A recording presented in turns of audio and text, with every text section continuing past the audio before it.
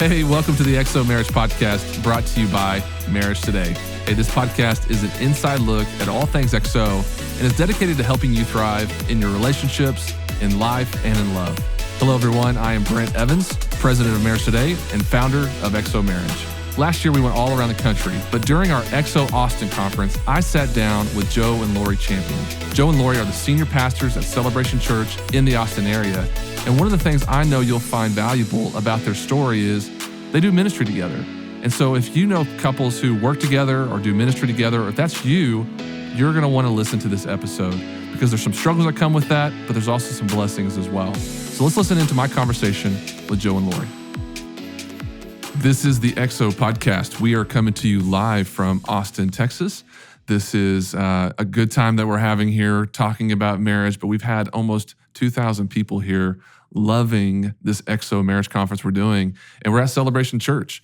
And I just happen to have the founders of Celebration Church, Joe and Lori Champion, with me today on the podcast. Welcome, guys. Good to be with you, Brent. Thank you. We're glad to be here. You literally just walked off the stage and did a session this morning.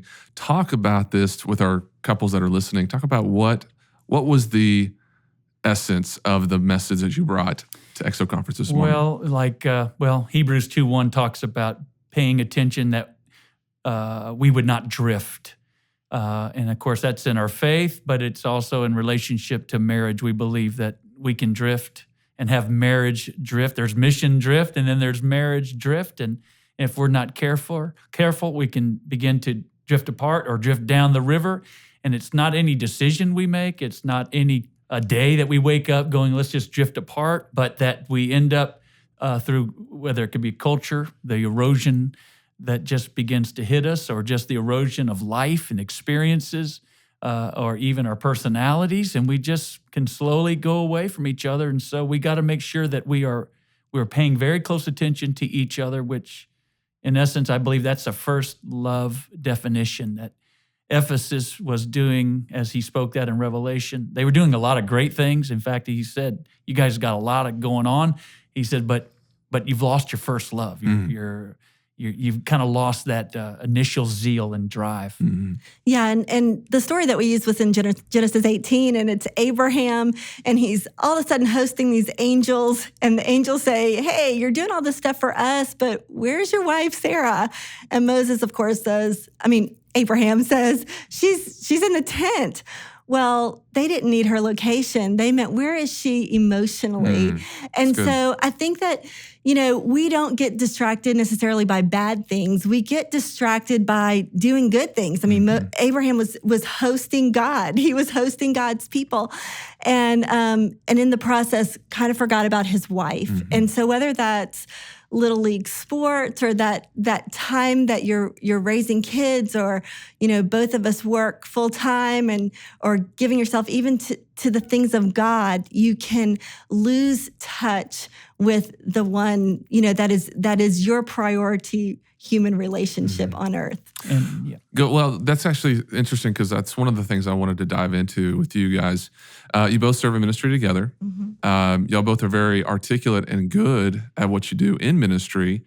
And I say that as a really strong compliment because that's not always the case, right? If you have a strong leader, just take my dad, for example.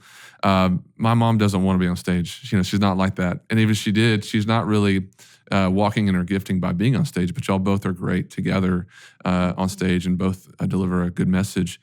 What does ministry do to a marriage? And those listening out there who may be in ministry, what are the dynamics of that? How do people overcome some of the challenges? And what have y'all walked through over the years? And as it relates to ministry or just dual income homes, which I know a lot of people are watching where both husband and wife work. But in particular, ministry is hard because it's a spiritual battle. It's a war. We're advancing the kingdom of God. We're moving into especially the city of Austin or this metroplex, which has its own world. And we can give our best all day to ministry and our energy and our time and our resources. And then when we come home, we don't have anything to give. We don't want to give. We just want to go sit on the couch and go to sleep, or not certainly, have to find that which we need to speak life into each other. And so it's ministry has a way to just drain it and drain you. And we like to say to our staff, the last place you don't want your home to be another battlefield. You've already had enough battles during the day. You're advancing the kingdom. You're preaching the gospel. You're leading people, counseling people, and what we've got to make sure is that we're preserving our home as a Garden of Eden, if you will. I know your dad does amazing teaching on that Eden experience that but Adam and Eve had in that garden. So just by life itself, we can begin to just drift apart. Our physical life begins to drift apart. Yeah. And because we work together, it can be a temptation that it's 24/7 work. Oh, I know. There's times that we're both getting dressed in the bathroom, and I'm doing my hair, and he's brushing his teeth or whatever, and he'll say, "Oh, what about this situation at church, or what about that, or what are we going to do?" And I'm like, "Do you want me to take out a notebook right now? And do you want me to make some you've phone done that calls?" before. I've done that before. Yeah. And so we really have to kind of put limits on that, not in a rigid way, but it'll consume you. Absolutely. It would consume you. And so one of the things that we do is we kiss each other goodbye at home, and then we're at work together. It's not a weird situation for our staff. We have very defined roles. Mm-hmm. And in my case, I'm the best person for the job that I do. It's not just because I'm his wife. Mm-hmm. And so we have people that speak into our life. We have a very transparent culture. So it can work, but and it works beautifully for us. We help other ministry couples do what we do, that are called to do what we do. Not all of them are.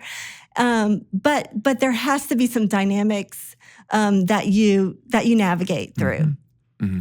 You've obviously been successful with that because you've had the church. Now, how many years is it? 18 here in Austin, Celebration Church. And then prior to that, we were 10 years in Louisiana. Mm-hmm. So almost 28 years of literally working 24 hours a day, 7 days a week in the same office. And as Lori said, we're also very careful with our team that they don't walk into our offices, or if we're together in one office, they're not walking into a marital situation.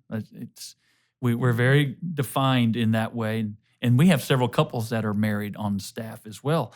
And we have to say, and we want to make sure that when people walk into their offices, nobody's feeling icky or, ooh, that's weird, or there's an issue going on. So it's knowing when to hold them and when to fold them. Yeah, can people feel like it's a two-headed monster sometimes? Yeah, I think that is...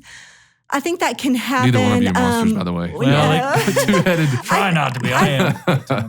And that's where I think that the roles really have to be defined, and it isn't the two-headed monster, or it isn't the good parent, bad parent, right? Where Joe says yes, and then or Joe says no, and then they come to me, and I'm like, oh yeah, you can do that. I mean, there's a lot of that. It's very natural for us now. It's very natural for our staff. They know kind of what my area is and what his area is.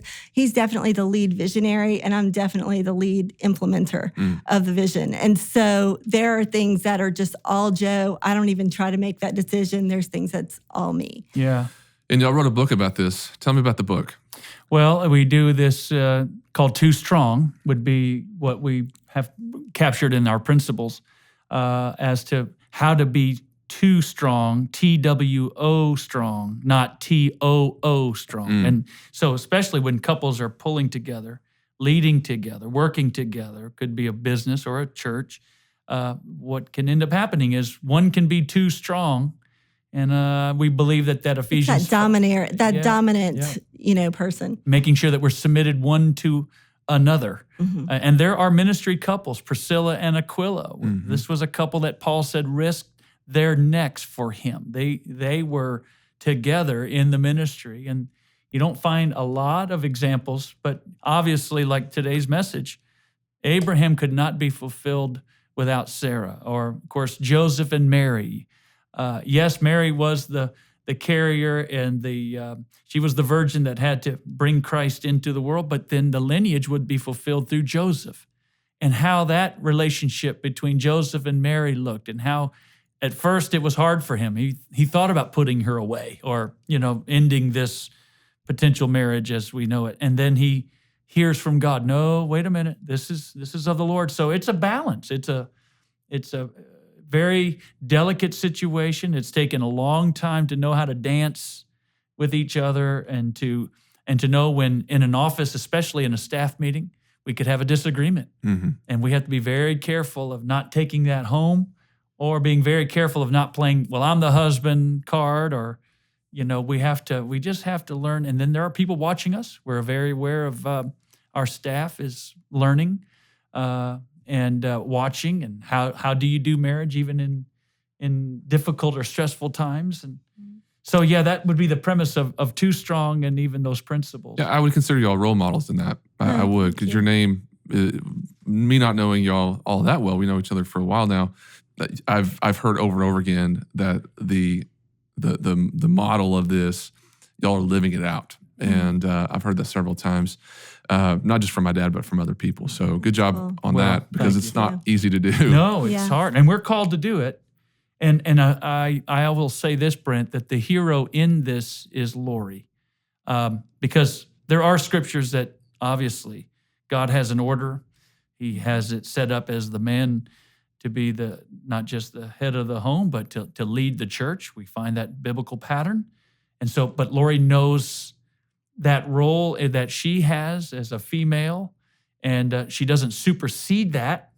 It's a beautiful thing that she displays, because she may be strong, but she is submitted strongly as well. So she's the hero. She's the secret sauce. And my wife has a similar personality where she's not defined by just being a mother. And she has way much more inside of her that she wants to do for the kingdom or for the world, rather than just raising godly kids.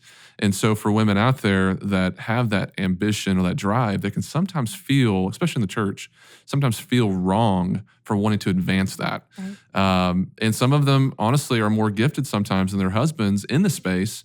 And so they feel guilty for saying, well, I'm doing this, but my husband's still, how do you honor your husband while doing this? And so I do feel like y'all have an opportunity to really showcase how it works well. You can keep your family together, raise 3 awesome boys. I met Mason last night. He's a great kid, and thrive in that. So I want to cap off the conversation by talking about EXO Conference. Why EXO Conference? What was it that y'all felt like? I know you have a relationship with my dad. Bringing Marriage Conference to your church, how is that going to impact your church or community? What's y'all's vision? Well, first of all, it's such a biblically driven ministry. Everything is rooted in Scripture, which that has to be the foundation.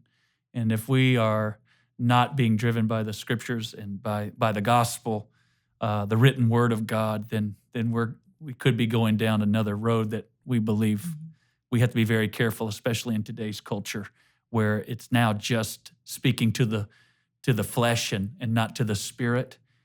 Your father's ministry, and of course EXO, it's been proven these many years. It's our go-to. In fact, we have to be very careful. Even speaking for EXO, has this been said by Pastor Jimmy? Did we pick this message up from him or from the EXO content? We've had several speakers, though, come up to my dad and say, hey, this is your message I'm about to bring. Oh, my goodness. Yeah, we're not going to do that. We may hide it. We were just like, was this original to us or not? But absolutely. And I think that really the problems that we're seeing in society today, it's all rooted in the breakdown of the home. And so as a church, if we can equip marriages, and if we can equip those marriages to raise good, godly kids, then I think that we answer a lot of the needs that society has through that, because it all comes back to, Jesus shows forth the gospel through marriage. And so it's so important to everything that we do is that we get healthy in our marriages and have a biblical perspective of marriage. And can I say this too? We have the view of behind the scenes, and there are no behind the scenes when it comes to EXO team, when it comes to the leadership, beginning with Pastor Evans all the way down. There's nothing that we would not want anybody to see. You can go anywhere in the EXO world. It's being lived out. It's being personified. It is who they are on that platform. So that's why we're behind it. Yeah, good. Well, if you're in the Austin area and you want a good church, check out Celebration Church. And we are coming back next year. We're trying to nail down the date, but we will be back for the marriage conference next year. We love the relationship with you guys. Thank you so much for being on the podcast today. Thanks for having us. Thank you so much for listening to the XO Marriage Podcast. As I mentioned, we are coming back to Austin for another XO conference in 2019. Since we did this podcast, we nailed down a date, so go ahead and mark your calendars for October 25th and 26th. You can register for that event at xomarriage.com/Austin. Join us next time for the XO Marriage Podcast.